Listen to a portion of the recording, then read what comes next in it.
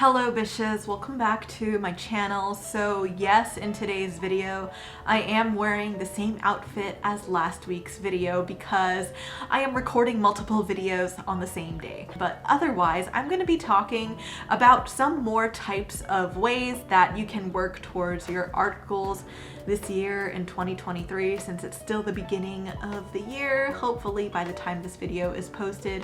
So in today's video, I wanted to talk about 5 art challenges that you can do in 2023. And this is not like your typical video that's going to be talking about, you know, oh, draw this in your style or draw this thing in this style, blah, blah, blah. This is kind of more of a ways to actually increase your artistic vocabulary beyond what you are normally familiar with, and hopefully it instills some good art drawing habits in you so that when you are continuing to do art for the rest of your life, it's kind of stuff that you keep in the back of your mind, sort of thing. But before I get started with this video, I do want to just let you all know again that MEESH the Bad Demon is now going to be out in around 2 months from now, which is crazy because before I used to say like pre-orders in the link below and just be like, oh, God knows when it will come out. But now that it's 2023, it's coming out in March. And now that it's January, that means it's literally coming out in 2 months. So pre-order it in the link below if you want to receive it in the next 2 months. So before I get into the 5 different challenges, I do want to note that before we talk about things that you're even challenging yourself with, you do need to acknowledge the things that you do kind of already are struggling with. And a lot of these things that I'm going to be talking about are things that I have struggled with myself as a growing artist, and I still struggle with some of these things to this day. So don't think that I'm just talking about this thinking that I am not guilty of any of these. I definitely still do some of these to this day, but I am determined to do some of these exercises myself throughout this year, which is why I hope that maybe some of you who are watching this feel inspired to take on some of these challenges. And no, it's not going to be one of those things where I'm like, tag me in your challenge and show me what you did. I know. Take whatever you will with this and do whatever you want. So one of the first things that I feel like a lot of young and aspiring artists still kind of struggle with, and I still see some artists do, is kind of keeping artwork too generic. Like when you see a person draw a character or a character in a background, normally I still see a lot of artwork that's just like plain t-shirt, jeans, plain chair, plain rectangle table in the background or something. And that's totally fine if that's the intention. But I feel like when you want to draw things beyond what you're familiar with, you have to gain some sort of exposure to things that exist elsewhere that you're not as familiar with. So that's why my challenge with this struggle is to draw things from different countries. Obviously, don't appropriate another culture. That's not what I'm trying to do here, but I'm just saying to draw things for what they are and what you purely observed. You're not trying to transform these observations, you're just drawing what they are. Usually you can gain this exposure from traveling and just being immersed in another culture or country, but not everybody is able to travel and do these things.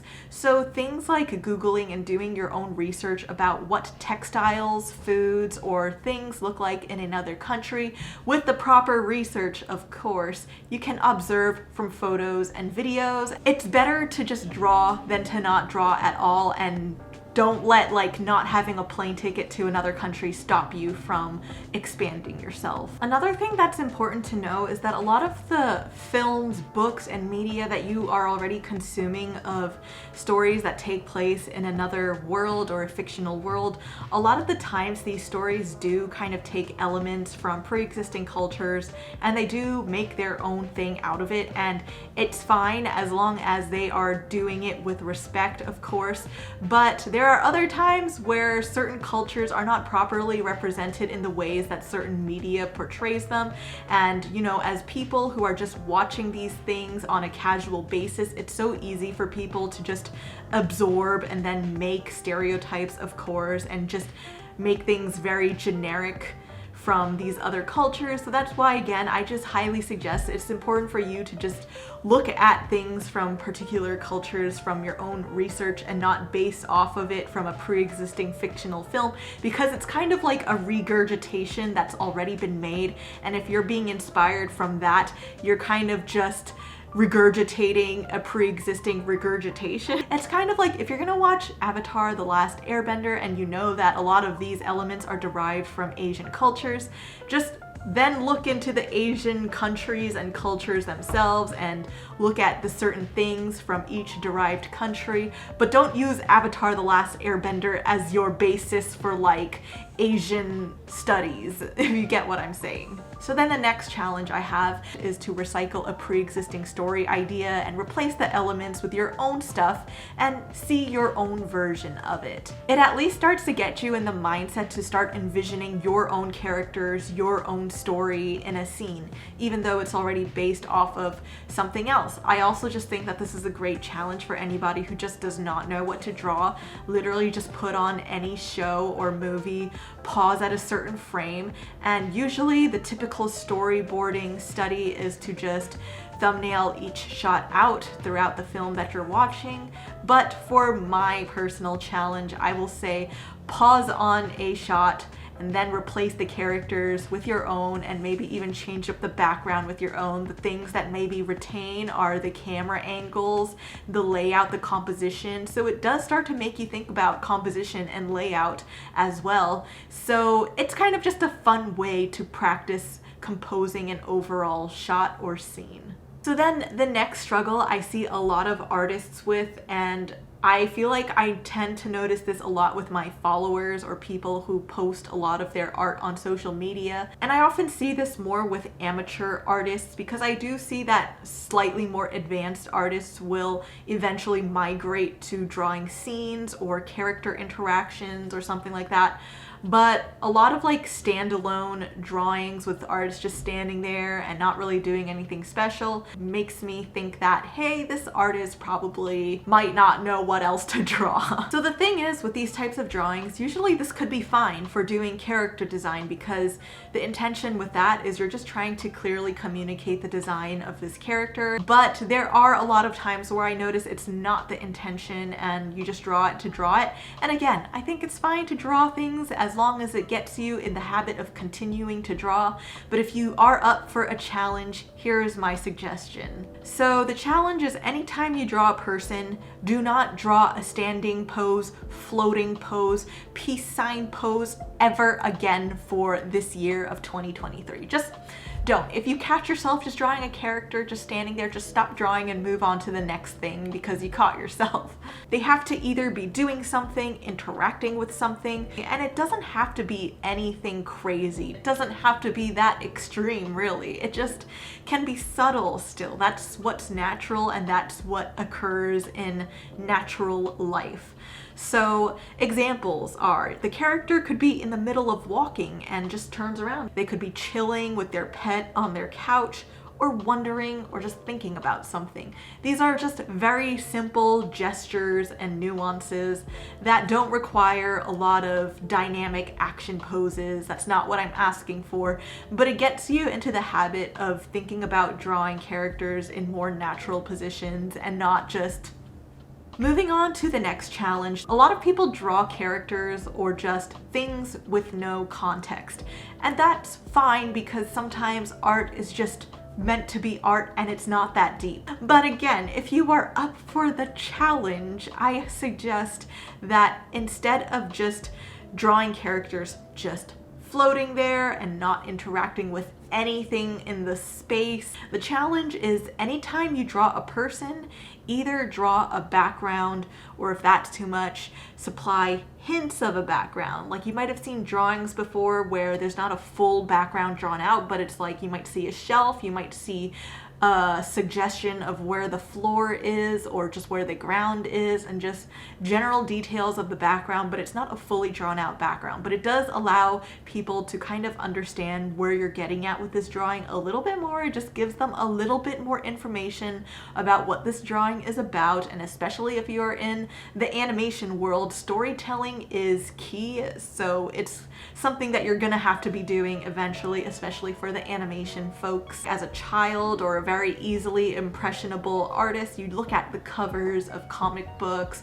posters of movies, and the default poses of characters are hero poses, and you tend to just draw that as your natural drawing tendency, and that's fine. I love a good hero pose, but at the same time, it's just more for promotional purposes more than actual good drawing with thought behind it. So yeah, keep those types of poses for maybe when you're doing a book cover or a cover for something. So then the last challenge I have, I don't know how people are gonna feel about this one because it's kind of a lot easier said than done, but I feel like a lot of people still really struggle with draftsmanship when it comes to drawing. The reason why I particularly like focusing on drawing more than painting or coloring is because I personally feel like drawing has a greater impact on the viewer than painting or coloring itself. So don't get me wrong on this. I'm not saying coloring is useless, because coloring still evokes moods, emotions, atmosphere, especially when you see a lot of those color keys from films and animation. And if that's what you want to do, that's great and that's fine. But this note is kind of more for people who are focusing more on being better illustrators, draftsmen, storyboard artists, comic artists, maybe even 2D animators.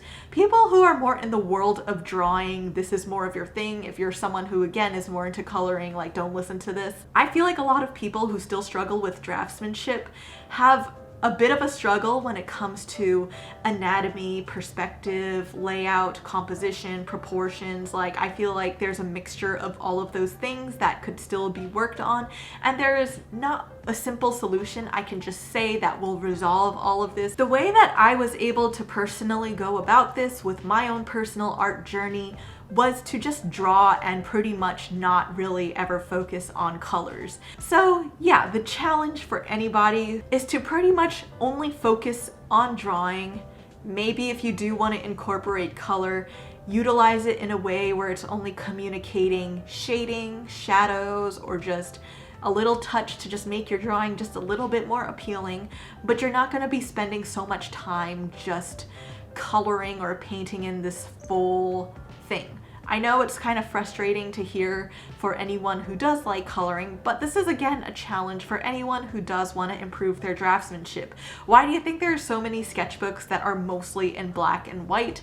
It's because you're just trying to communicate the drawing first, and then coloring kind of comes afterwards. And maybe once you get your drawing draftsmanship stuff down, then you can focus on coloring.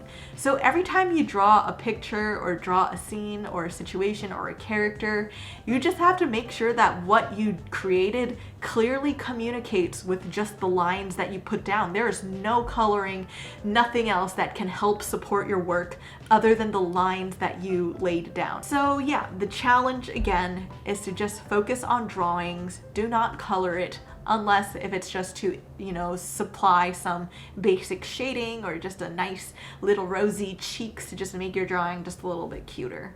Anyway, at the end of the day, these are just suggestions that I'm just saying from my personal experience and how I was able to grow as an artist. I, again, am a storyboard artist, comic artist, more of an illustrator, so the suggestions that I am recommending are more for people who want to get better at drawing. So if these are things that are of your interest and you do want to someday either get into the world of storyboarding, creating comics, any sort of illustrative, narrative, sequential type of art, these are some of the challenges I suggest in which were able to help me improve my own art. And I would like to start implementing these more in some of my stuff this year, because I feel like I do a lot of comics about my life, but I can start to work on some more personal art again, maybe do a sketchbook of my observations from my travels, things like that. And that's something that can never hurt somebody to do, to just further expand what they already know. So I hope this video kind of gave some decent art challenges that aren't kind of like draw this in your style ones. Like, these are more of things that you can just keep in your back pocket when you don't know what to draw, but you feel like you need something to help you improve. So I hope 2023 has so far been treating you all well, and I hope that you accomplish any of your art goals or career goals or just life goals in general, and I will see you all in the next one. So peace out and stay wholesome, bitches.